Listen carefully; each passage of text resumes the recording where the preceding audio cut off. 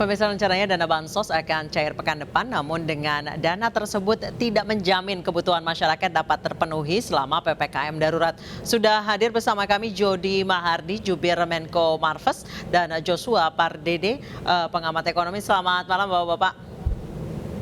Selamat malam, Mbak. Baik, saya ke Pak Joshua terlebih dahulu. Pak Joshua, langsung saja, 300.000 itu cukup tidak sih buat 1 bulan?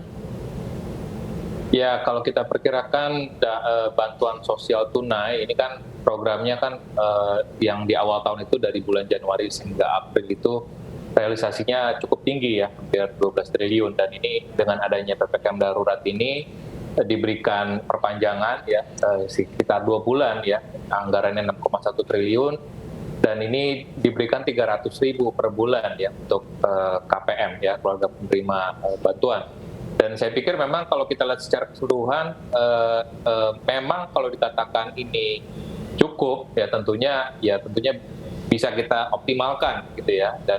Dan kalau kita lihat juga dengan tren harga barang komoditas ya, komoditas pangan, kemarin kan juga BPS melaporkan bahwa tren harga komoditas pangan memang lagi turun ya pasca Lebaran, sehingga kita harapkan ini di tengah tadi suasana PPKM darurat, masyarakat tetap bisa memaksimalkan tadi pemberian BST tersebut, sehingga kita harapkan juga program ataupun pemberlakuan PPKM darurat ini hanya berlaku di bulan Juli ya. Kita harapkannya tidak diperpanjang, sehingga ke depannya kita harapkan daya beli masyarakat ini bisa tetap akan terjaga.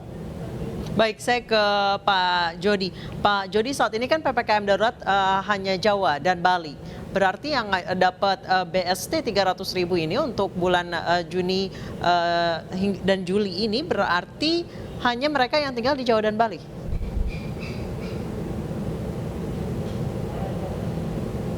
Pak Jody, mohon maaf masih di mute. Boleh tolong dibuka mute-nya? Iya, ini kan memang sekarang Kenkyu lagi focusing anggaran ya untuk program-program yang membantu masyarakat. Bansos juga kita sedang optimalisasi anggaran yang ada dan juga melalui perbaikan data penerima gitu. Yang sebelumnya kan memang ada 1 juta data yang redundant ya, sekitar 3T gitu. Nah, ini sedang diperbaiki, mudah-mudahan sih hari Senin udah bisa di ini ya. Dan bansos yang lambat akan dipercepat gitu. Jadi ya itu harapannya bisa segera membantu masyarakat. Baik, Pak Jo, di penghitungan 300.000 ini dapat mencukupi kehidupan masyarakat selama 1 bulan, itu didapat dari mana, Pak Jo? Itu Kementerian Keuangan, Mbak, mungkin yang bisa menjelaskannya. Saya mungkin di sini bicara mengenai ini aja, PPKM darurat. Oke, sejauh ini PPKM ini juga dikhawatirkan akan ada PHK baru, terutama mereka yang bekerja di sektor retail seperti mall yang saat ini ditutup ditutup total, kecuali untuk swalayan yang menjual kebutuhan sehari-hari. Apakah juga itu sudah diperhitungkan, Pak? Iya, kita tentunya memperhitungkan segala macam aspek gitu ya, karena kan ini kondisi darurat juga gitu. Kita lihat ada kemarin itu ada kenaikan sampai 24.000 kasus gitu, kenaikan yang eksponensial gitu. Di ASEAN sekarang kematian kita udah tertinggi kedua ya setelah Malaysia gitu. Bed occupancy ratio juga naik terus gitu, terus dicampur lagi sekarang dengan adanya varian Delta dan disiplin yang memang sudah campur aduk gitu loh. Jadi ya ini memang pilihan yang sulit gitu loh, gimana kita menyeimbangkan antara ekonomi dan dan keselamatan masyarakat. Tapi pada akhirnya kan kita juga lihat kasus dari negara-negara lain gitu loh, ketika mereka melakukan penurunan kasus secara drastis gitu, itu juga akan meningkatkan indeks penjualan retail pada akhirnya gitu. Jadi kita melihat ini mungkin ya temporary, ya harus sakit-sakitan lah gitu, tapi ke depan kita akan bounce back jauh lebih kuat. Baik, saya kembali ke Pak Joshua. Pak Joshua, banyak pengusaha yang bilang kalau misalnya PPKM darurat ini diibaratkan seperti obat atau jamu yang pahit, namun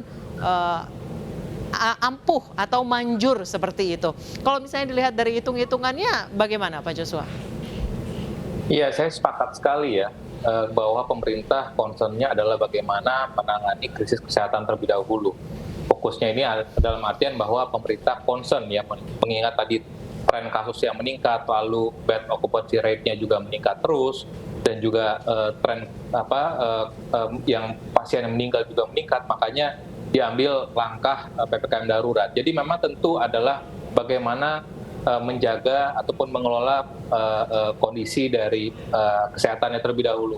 Yang kedua, setelah nanti tentunya kalau kita lihat hitung-hitungannya, kita lihat memang potensi untuk aktivitas ekonomi kan ini kita lihat trennya udah mulai membaik ya sejak kuartal 1 sampai dengan bulan April Mei gitu ya, pada saat momentum Lebaran. Dan dengan adanya beberapa kenaikan kasus sekarang ini, memang kita melihat apalagi dengan adanya PPKM darurat, memang kami melihat bahwa ada potensi untuk pertumbuhan ekonomi kuartal ketiga ini lebih rendah ya dari perkiraan awal, tapi ya, kami melihatnya masih akan tetap tumbuh positif ya, karena kalau kita melihat lebih detail ini beberapa sektor ekonomi dan juga yang kritikal ya, seperti misalkan industri mamin, semen, petrokimia, dan juga sektor konstruksi ini diperbolehkan tetap beroperasi ya WFO 100%, namun dengan prokes yang ketat. Dan memang tapi tadi ada dampaknya pada sektor retail perdagangan gitu ya. Tapi kita melihatnya bahwa ini kan berlaku di Jawa dan Bali, dan kita berharap bahwa ekonomi di luar Jawa Bali ya, seperti Sumatera, Kalimantan, Sulawesi, ini kan ekonomi yang memang sangat mengandalkan komoditas. Dan kalau kita lihat tren harga komoditas saat ini pun juga ini trennya lagi meningkat, lagi bagus gitu ya. Sehingga harapannya ini tetap akan bisa mengofset pertumbuhan ekonomi di Pulau Jawa yang diperkirakan akan cenderung lebih melambat. Baik, saya masih ke Pak Joshua. Pak Joshua, 300.000 itu untuk masyarakat itu cukup atau tidak sih? Ya, yang perlu kita ketahui juga adalah ini penerima BST ini adalah memang keluarga yang memang di luar program keluarga harapan ya, program bantuan BLT dan juga BLT desa ya, dan ini memang karena disasar adalah tadi masyarakat ataupun masyarakat ya yang pada umumnya bekerja di sektor informal ya, yang memang mereka mengandalkan mata pencahariannya untuk dari pekerjaan sehari-hari di luar rumah ya, dengan adanya pembatasan sosial ini ataupun pembatasan aktivitas masyarakat ini, tentunya kan mereka tidak dapat mendapatkan nafkah gitu ya, sehingga makanya ini diberikan BST. Nah, tentunya memang kalau kita lihat hitungannya memang kalau kita asumsikan lah, misalkan keluarga itu memiliki 2 anak, tentu memang itu rasanya memang cukup berat ya. Tapi tentu yang kita lihat di sini adalah tadi keluarga-keluarga ini juga tadi perlu memaksimalkan tadi misalkan ada yang bisa usaha ya, ataupun dia misalkan mengoptimalkan juga sisa tabungannya. Saya pikir untuk bertahan masih selama bisa 1 bulan ya, ini kita harapkan Pak Joshua ya, untuk beberapa bulan ke depan ya. Baik, saya kembali ke Pak Jody. Pak Jody, pemerintah sempat menyebut tidak menyangka katanya akan terjadi lonjakan sebesar ini setelah atau pasca mudik Lebaran kemarin. Memangnya tidak ada persiapan untuk gelombang kedua atau nanti ada gelombang-gelombang yang lain seperti itu, Pak Jody? Ya, kita sih selalu siap gitu kan. Cuma kita kan lihat juga kemarin